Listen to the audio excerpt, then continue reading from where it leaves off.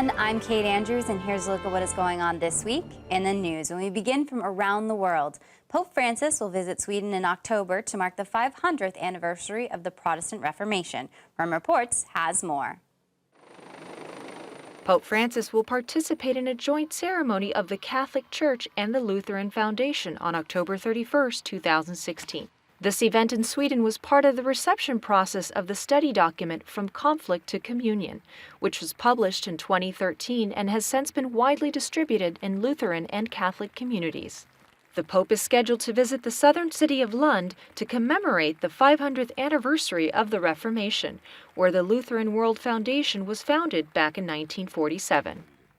This will be the first time since Pope John Paul II visited Sweden back in 1989. Pope Francis will participate in a joint ceremony of the Catholic Church and the World Lutheran Foundation on October 31, 2016. The event will include a common worship based on the Catholic Lutheran Common Prayer Liturgical Guide. The document is the first jointly developed liturgical material prepared by the Lutheran Catholic Commission on Unity. Catholic bishops and conferences and Lutheran churches are invited to use the guide to commemorate the Reformation anniversary in 2017.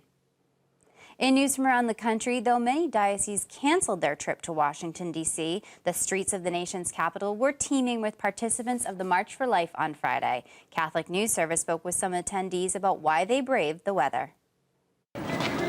For pro-life marchers in Washington, no morning is too cold or early for breakfast and prayer. My aunt chose to terminate a pregnancy because of what they told them at the hospital about the baby. And, you know, we open talk about us coming to the march and why we do it. And I've always considered them, and I always felt terribly sad for them, for their loss. And you can see it, they can carry it. The baby had a name, you know, and they share that with us. That also motivates me. I wish they had more support. I don't think they would have done that if they were in Guatemala. I think they would have kept the baby. But I think in the United States, it's just become, it is unfortunately so easy. Life with mental illness is no walk in the park either. Euthanasia is probably something most relatable because my grandma just recently died, and she was going through like lots of pain as she was dying, but you know, and she wasn't always mentally there. She had very bad dementia, but she didn't stop sort of appreciating the life that she had, or like stop loving us for coming. She really appreciated the time that she spent with us, even when she was or was not there, per se. You know, this is my first March for Life. So far, it seems amazing. Our school took 8 buses to come out here, and just to have that many people, even with the cold weather, even with all this nasty stuff that's supposed to happen in the next day or two, it means standing up for what we believe in. It means keeping together, holding together as a faith, as one. In news from around the world, refugees will be the top priority for the newly ordained bishop for the Syriac Catholic Church in Canada. Bishop Antoine Nassif was ordained January 23rd in Beirut. He will lead the first apostolic exarchate for Syriac Catholics living in Canada. He said that the new exarchy will attract more Syriac Catholic families from Syria and Iraq. The bishop said he will work closely with the Canadian government to help refugees. Bishop Nassif's enthronement is scheduled for February 27th in Montreal. In news from the Vatican, Pope Francis focused on the poor during his Angelus address. From Reports has more from a packed St. Peter's Square.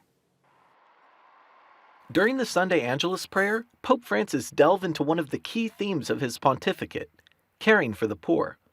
He said that one must try to accomplish what Jesus preaches in the gospel while helping the needy. Gesù indirizza la buona novella a tutti, senza escludere nessuno. Anzi, privilegia i più lontani, i sofferenti, gli ammalati, gli scartati della società. The Pope explained that evangelizing the poor includes treating them well, serving them with joy, and delivering them from oppression. One must do all of this in the same way Jesus did. Oggi, nelle nostre comunità parrocchiali, nelle associazioni, nei movimenti, Siamo fedeli al programma di Cristo. L'evangelizzazione dei poveri, portare loro il lieto annuncio è la priorità?